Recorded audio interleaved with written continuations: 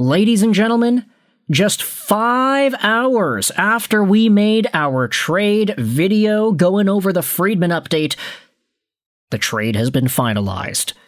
Darren Raddysh is a Toronto Maple Leaf. For the cheap old price of a 5th-round draft pick, the Lightning receive a 5th, the Maple Leafs receive Darren Raddysh, and I know so many people are going to be waking up who had no idea about the Elliotte Friedman tweet last night, and they're going to be saying, wait a minute, what the hell? Raddysh got traded for a 5th? This guy had 70 points last year. What are they talking about? And we already talked about this in the previous video, but Darren Raddysh had a contract that was expiring. He exploded as one of the top scoring defensemen in the NHL, and it was a contract year.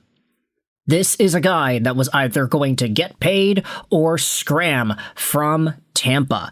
And it was apparent that the Lightning were not going to give in to his contract demands, so a trade like this was only necessary. Get something for a departing asset rather than letting him go for nothing. Meanwhile, we have the scoop from Darren Dreger. The contract that the Toronto Maple Leafs signed Raddysh to goes as follows: 8 years, $8.5 million AAV. I'm not saying that's the most amazing deal in the world, but I am saying, in this rising cap environment, I get it. Darren Raddysh, of course, has roots in Ontario, in Toronto. He's coming back home. He is signing an 8-year deal just months before 8-year deals are no longer allowed to be signed.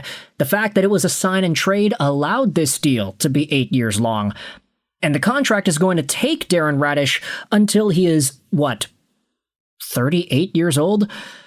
Oh boy, that's quite the tall task, I would say.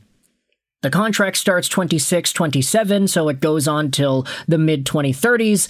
He is going to be one old camper by the time that contract expires, but the Maple Leafs, they do not care about said contracts aging poorly because they care about the now. They care about what Darren Raddysh can provide now. If he can be a number one power play quarterback producing defenseman, then that's all they need at the moment, right?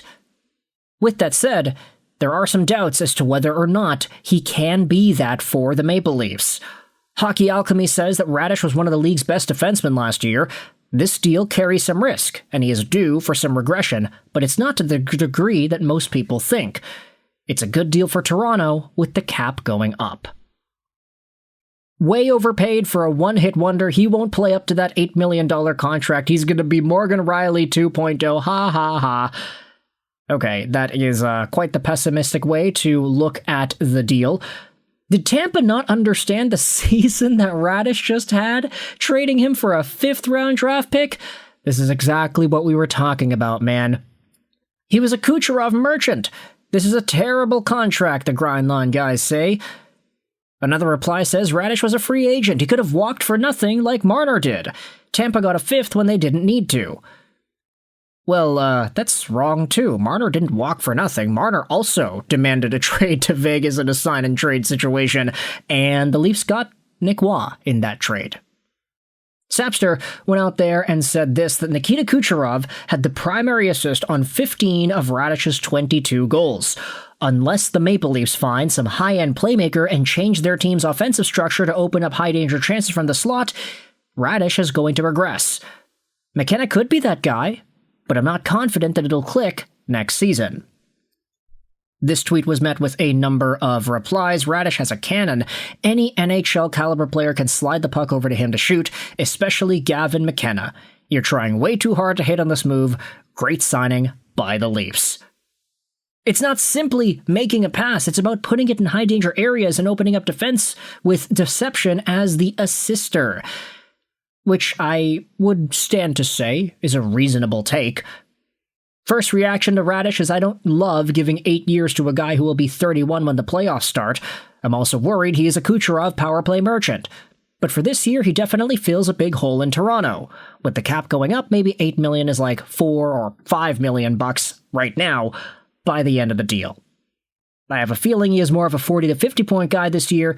If he can do that and be a clear top 4D for the first 4 to 5 years, the deal is all right.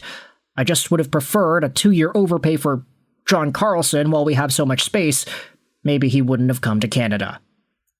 So with that said, you can let me know your thoughts in the comments. How do you feel about the Darren Raddysh trade return being finalized and the contract being set in stone as well? 8 years, $8.5 million a season. That is a $68 million deal. Pretty great for Darren Raddysh. Don't know if he would have gotten that in Tampa. Thoughts in the comment section below. I hope you enjoyed this video. Sign on. And bye.